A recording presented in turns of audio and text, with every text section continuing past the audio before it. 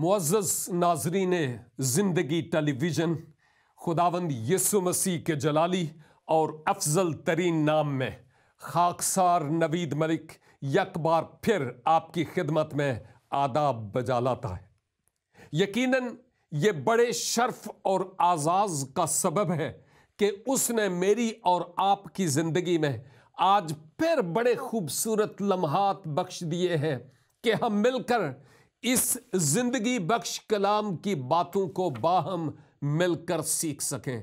मैं फिर से कहूँगा कि जो मेरा प्रोग्राम है उसका नाम यह है, मैं मसीही क्यों हूँ। इसका जवाब, इसका राज, इसके पीछे वजह और सबब क्या है। और मेरे अजीज साथियों, आप जो मेरे साथ इस प्रोग्राम में शरीक हैं, आप अपने आप की बाबत सोचें।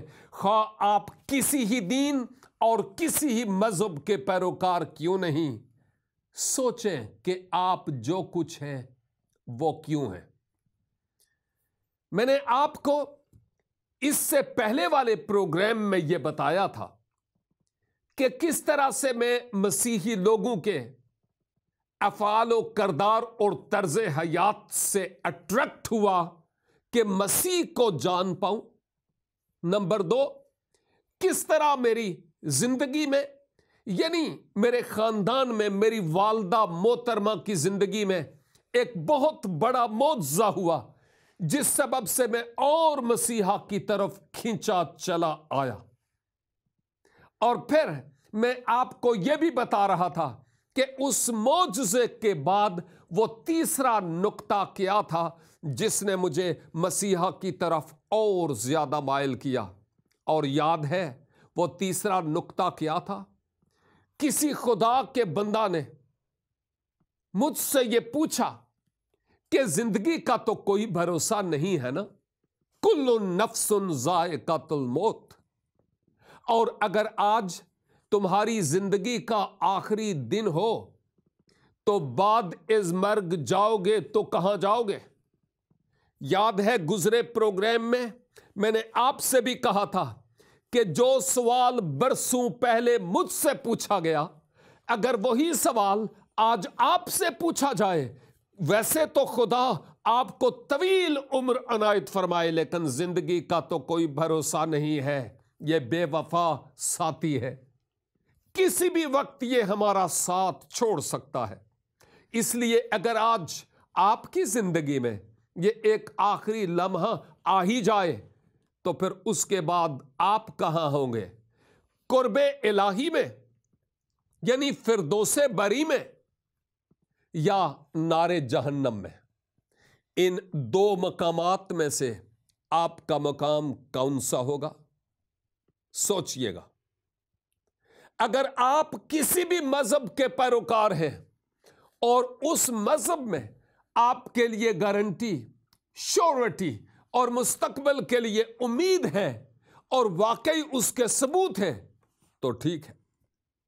लेकिन अगर ऐसा नहीं, आप उलझे हुए हैं, आपको मालूम नहीं कि आप कहां जाएंगे, जो आपको मजहब की हथकड़ियां पड़ी हुई है या तासुब की निगाह वो आपको कहीं और जाने नहीं देती, तो फिर आज मौका है कि आप सोचें कि आप कहां जाएंगे। और इसके साथ साथ ये फैसले की घड़ी है। मुस्तकबिल आपका है, किसी और का नहीं। इसलिए आप दूसरों की तरफ नहीं देखें, अपनी जात के बारे में फैसला करें कि आप कहां होंगे। मैंने आपको गुजरे प्रोग्राम में बताया था कि कई लोग मुख्तलिफ तरीकों से उन्होंने बहाने घड़े हुए हैं कि अगर मैं ये करूंगा तो ये हो जाएगा, अगर मैं ये करूंगा तो ये हो जाएगा, अगर मैं ये करूंगा तो ये हो जाएगा। ऐसा ही है ना? अगर मैं अच्छे काम करूंगा या करूंगी तो मैं परवरदिगार आलम के पास जाऊंगा, और अगर मैंने अच्छे काम नहीं किए तो मैं जहन्नम रसीद हूंगा। तो कोई शख्स जहन्नम में जाना तो नहीं चाहता, हर एक शख्स फिरदौसे बरी में जाना चाहता है।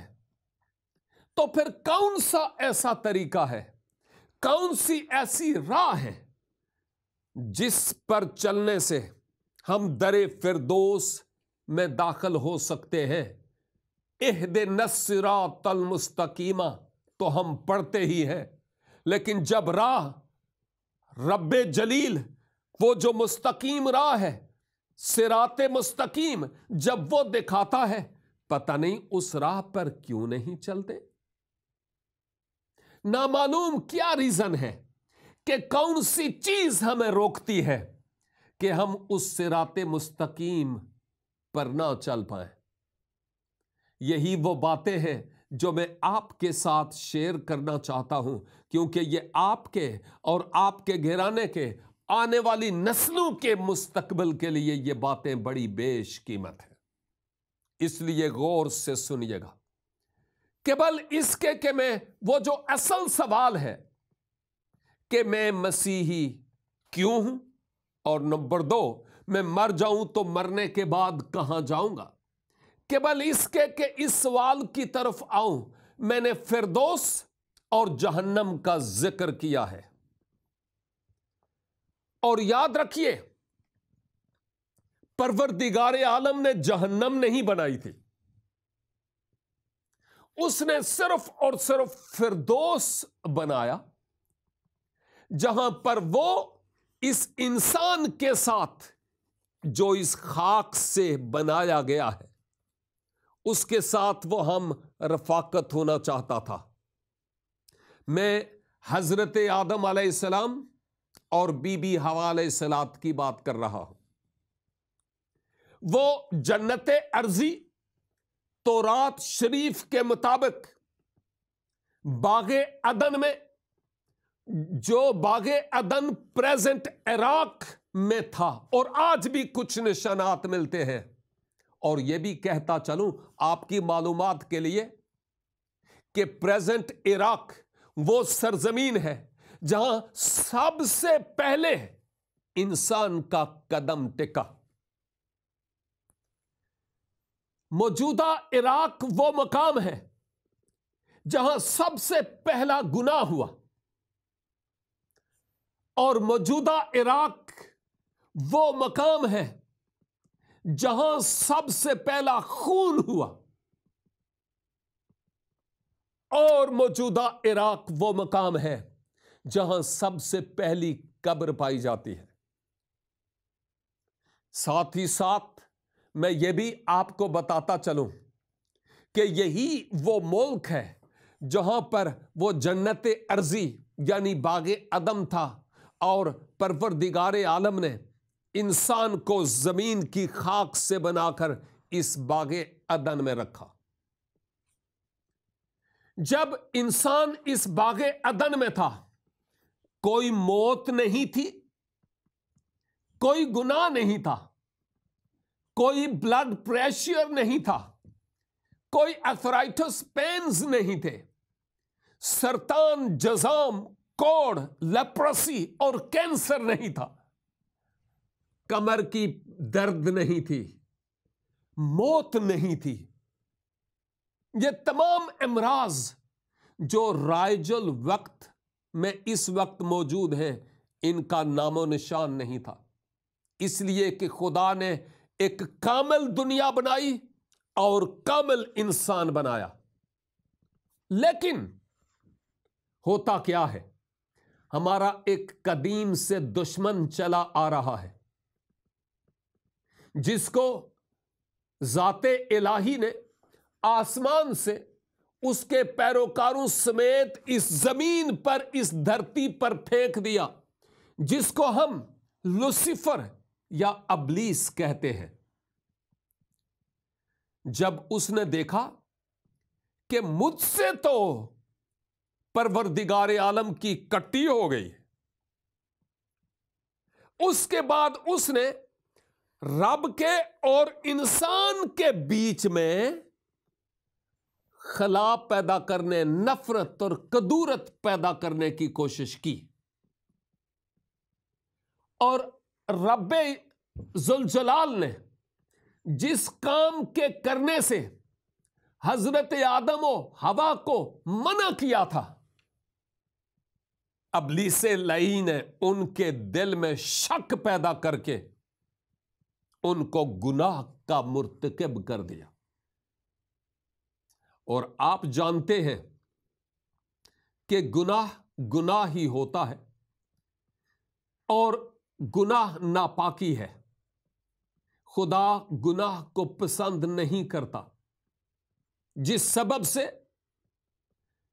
रब्बुल इज्जत ने हजरत आदम और हवा को चमड़े के कुर्ते पहनाकर बागे अदन से बाहर किया। तौरात शरीफ की किताब में यह दास्तान मौजूद है, आप पढ़ सकते हैं, बाद में तलावत कर सकते हैं, मुख्तलिफ जबानों में तराजम मौजूद है। और फिर इसके साथ साथ यह भी मैं देखता हूं, जब उनसे गुनाह हो गया तो रब्बुल इज्जत ने उस जन्नत अर्जी से हजरत आदम और हजरत हवा को बाहर निकाला। लेकिन एक बात बताऊं कि जब हजरत आदम और हजरत हवा को चमड़े के कुर्ते पहनाए गए, उससे पहले वो दोनों इंजीर के दरख्त के पत्तों से अपने नंग को ढांपने की कोशिश कर रहे थे। क्यों? इसलिए कि उनको महसूस हुआ कि हम नंगे हैं, मलबूस नहीं है, जिस सबब से उन्होंने इंजीर के दरख्त के पत्तों से अपना नंग ढांपना चाहा। गुनाह हर जमाने में इंसान को नंगा कर देता है। माजी में भी ऐसा होता रहा, आज भी हो रहा है, मुस्तकबिल करीब और बईद में भी ऐसे होगा। गुनाह हो गया, वो गुनाह के मुर्तकिब हो गए, जिस सबब से उसके बाद उनकी जितनी भी औलाद है उनमें चूंकि उनका खून था नेचुरली, फितरती तौर पर, जिस सबब से जहां जहां उनकी नस्ल में वो खून गया नाफरमानी का, वहां वहां गुनाह का पौधा उगने लगा। मसलन हर एक चीज अपनी नेचर के मुताबिक फल देती है। अगर आप मिर्च का छोटा सा बीज लगाएं तो उसके साथ कभी भी आम नहीं लगेंगे। या अगर आप सेब का दरख्त लगाएं तो उसके साथ से कभी भी आप कद्दू नहीं उतारेंगे। या अगर आप टमाटर लगाएं तो आप उनसे कभी भी आलू बुखारे की तवक्के नहीं करेंगे। क्यों? क्योंकि हर एक चीज अपनी नेचर और अपनी फितरत के मुताबिक फल देती है। हजरत आदम और हवा ने अपने नंग को ढांपने की कोशिश की, यानी इंजीर के पत्तों से। और कई आलम लोग ये कहते हैं कि असल में मजहब यही है, क्या? कि हम अपनी कोशिशों से अपने नंग को ढांपने की कोशिश करते हैं, जबकि हम अपनी कोशिशों से अपने नंग को ढांप नहीं सकते। परवरदिगारे आलम इंतजाम करता है हमारे नंग को ढांपने के लिए। और इसके नतीजे में फिर क्या होता है आपको मालूम है। हजरत आदम के कई बेटे और बेटियां थे, कई बेटे और बेटियां। कुल तादाद कितनी थी मुझे नहीं पता। क्यों नहीं पता? इसलिए कि किताब मुकद्दस में कुल तादाद का जिक्र भी नहीं है। यह जरूर लिखा है कि उनसे कई बेटे और बेटियां पैदा हुए, लेकिन कुल तादाद का जिक्र नहीं है। लेकिन मैं यह भी आपको बताता चलूं कि उनके 3 फर्जंदों के नाम तौरात शरीफ में सुनहली हरूफ में लिखे हुए हैं। उनमें से एक का नाम हजरते हाबल था, जिनको अरबी में हाबील कहा जाता है। दूसरे हजरते काबील अरबी में, और तौरात शरीफ में इब्रानी में कायन उनका नाम है। और तीसरे सेत हैं, यानी जो हजरते हाबील की जगह बख्शे गए थे। हाबल, कायन और सेत, इन तीन बेटों का खास नाम तौरात शरीफ के औराक में सुनहली हरूफ से लिखा है। हम जो ये टेलीविजन प्रोग्राम कर रहे हैं, आपको शायद सिर्फ एक ही आदमी नजर आता है, लेकिन ये एक आदमी ये प्रोग्राम नहीं कर रहा। इसके पीछे दो और लोग अलग बैठे हुए हैं, तीसरा आदमी अलग बैठा हुआ है। इसके बाद कई एडिटर्स इस प्रोग्राम को एडिट करेंगे, दुरुस्त करेंगे, लेकिन वो आपको स्क्रीन पर नजर नहीं आ रहे। स्क्रीन पर सिर्फ एक आदमी नजर आ रहा है। लिहाजा ये सारा जितना भी प्रोग्राम है, ये सिर्फ किसी एक आदमी का नहीं है। इसके पीछे कई और हैं जो स्क्रीन पर आपको नजर नहीं आते, लेकिन कई और भी हैं। कायन, हाबल और सेत इसलिए स्क्रीन पर नजर आते हैं कि उन्होंने कोई अहम रोल प्ले किया। बाकियों ने कोई अहम रोल प्ले नहीं किया होगा, इसलिए उनके नाम तौरात की किताब में मंदरज नहीं है। लेकिन मैं यह भी बताता चलूं कि वो जो गुनाह हजरत आदम और हवा से हुआ, अब उनके बाद उनकी नस्ल में भी वो गुनाह मुंतकिल हो गया। मसलन आप जानते हैं कि हजरत काबील ने, यानी कायन ने, अपने सगे भाई हजरत हाबील यानी हाबल का कत्ल कर दिया था। जानते हैं ना आप, ऐसे ही हुआ। किसने हजरत कायन को कहा था कि कत्ल करो? इससे पेशतर किसी कत्ल की बाबत हमें जिक्र भी नहीं मिलता। इससे पहले जमीन पर आदम और हवा की औलाद से किसी मौत का जिक्र भी नहीं मिलता।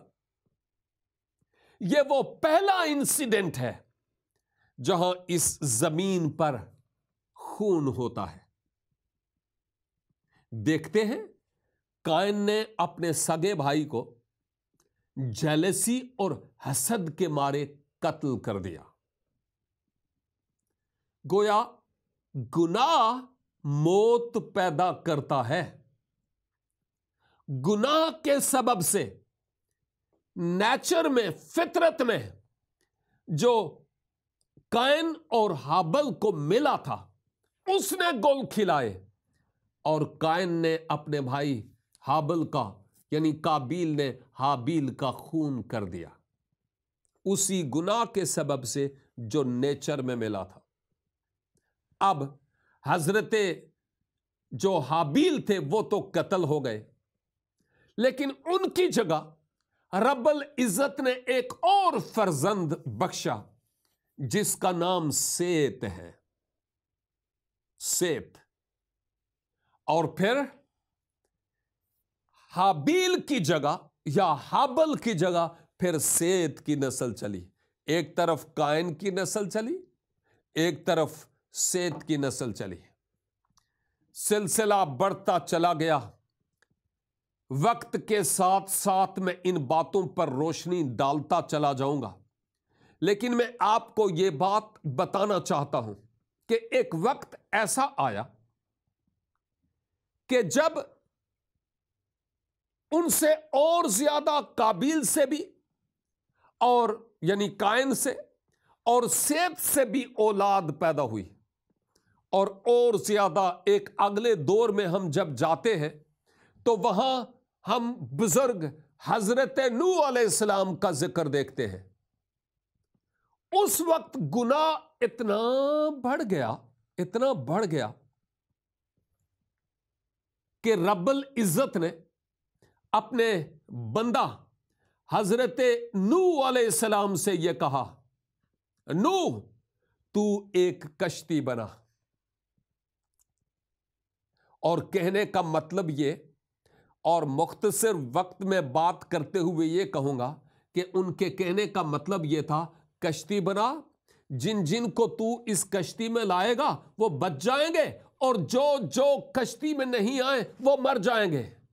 हजरत नूह ने जब कश्ती बनाई 120 साल लगभग लग गए, और फिर उन्होंने जिन जिन जानवरों को, परिंदों को रब्बुल इज्जत ने मुकर्रर किया हुआ था, हजरत नूह आवाज देते हैं और वो हैवान और वो परिंदगान कश्ती में आ जाते हैं। और मेरे अजीज भाई और बहन, मैं आपको बताता चलूं, आज जब मैं आपके सामने ये अहम तरीन पैगाम रखता हूं तो आपके लिए भी मौका है, और वो ये कि हुजूरुल मसीह की कश्ती में आ जाओ अगर बचना चाहते हो तो अज़ाबे इलाही से, अगर बचना चाहते हो मुस्तकबल की दोहरी मौत से, दूसरी मौत से, तो हुजूरुल मसीह की कश्ती में आ जाओ। मैं मसीही क्यों हुआ? क्योंकि मुझे किसी की जरूरत थी जो मुझे गुनाहों के बहरे बेकुनार से बचा ले और मेरी नाव को पार लगाए। इसके अलावा कोई रास्ता नहीं था। क्या होता है बताऊंगा उस तरफ बात करते हुए, लेकिन एक और बात यहां कहता चलूं। तूफान नूह के सबब से नारास्त नस्ल तमाम हो गई। बाद में एक खास टाइम पीरियड के बाद कश्ती कोहे अरारात पर आन टिकी, और कोहे अरारात मौजूदा तुर्की में है। एक किताबचा जो एक बुजुर्ग मसीह के पैरोकार भाई बख्त सिंह ने लिखा, उन्होंने यह कहा था कि जी कश्ती नूह आज तक कोहे अरारात पर मौजूद है, लेकिन बर्फ की तूफानी लहरों ने, तेहू ने उसको यूं संभाला हुआ है कि अगर बड़े बड़े कोहपैमा भी वहां पर पहुंचे तो उस कश्ती को उस तक पहुंच नहीं सकते। खुदा ने क्यों कश्ती नूह को आज तक कायम रखा? खुदा ने क्यों हजरत लूत की मिसिस जो नमक का स्तून बन गई थी आज तक क्यों कायम रखा? कोई वजह है, और वो वजह यह है कि आने वाली नस्लों के लिए, कौमों और उम्मतों के लिए यह इबरत का समा हो कि नाफरमान नस्लों का, नाफरमान इंडिविजुअल्स के साथ क्या होता है। इसलिए तो उनको आज तक कायम रखा हुआ है उसने, और रहती दुनिया तक कायम रखेगा। इवन बहरे मुर्दार जहां पर है वहां पर मैं ये सुनता हूं कि वो जो सदूम और अमूरा के लोग थे, जब वो तबाह हुए, सदूम और अमूरा के नाफरमान इलाके पर आसमान से गंधक और आग की बारिश बरसी, और फिर वो सारा इलाका तहस नहस हो गया, और आज वहां पर पानी है। और आज भी जब बहरे मुर्दार के किनारे पर, साइड पर, समुंदर के साहिल पर जाया जाए तो कहने वाले कहते हैं कि आज भी वहां से बुखारात उठते हुए दिखाई देते हैं। क्यों? ये बुखारात दूर से देखने वालों के लिए इस बात की अलामत है, सबक है, इबरत है कि नाफरमान कौमों और नस्लों के साथ क्या होता है। उसके बाद हजरत अब्राहम, जिनको अरबी में इब्राहीम भी कहा जाता है, उनसे हजरत इस्हाक, उनसे हजरत याकूब जिनका दूसरा नाम इसराइल भी है, और फिर उनसे और ज्यादा आगे 12 बेटे पैदा हुए हजरत याकूब से। वहां से 12 कबाइल चले। मैं आपको पूरी तारीख में लेकर जा रहा हूं, हजरत आदम से लेकर इन 12 बेटों के नाम 12 कबाइल बने हैं और हजरत मूसा के जरिया से जाते इलाही ने बनी इसराइल को 10 अहकाम और मूसवी शरीयत दी कि इसके मुताबिक तुम चलो और फिर मैं तुझे पसंद करूंगा। लेकिन हकीकत कुछ यूं नजर आती है कि शरीयत तो उनको मिली, शरीयत की ताबेदारी करने की उन्होंने कोशिश तो की, लेकिन कोई भी ऐसा इंसान शरीयत पर पूरा पूरा नहीं उतरा। दूसरे लफ्जों में समझाने के लिए कहूंगा कि कोई ऐसा शख्स नहीं था कि शरीयत के मुताबिक उसके 100/100 नंबर होते। और आपको बताऊं, खुदा की पाकीज़गी का मयार क्या है? 100/100, 100 में से 100। बनी इसराइल को कुर्बानियां करने के लिए कहा गया, बहुत सारी रसूमात उनको अदा करनी थी, लेकिन अभी कुर्बान गुजार कुर्बानी करके वापस अपने घर नहीं पहुंचता था कि कोई एक गुनाह और कर चुका होता। तो इसका मतलब यह हुआ कि वो कुर्बानियां उनको रब्बुल इज्जत तक नहीं मिला पाई।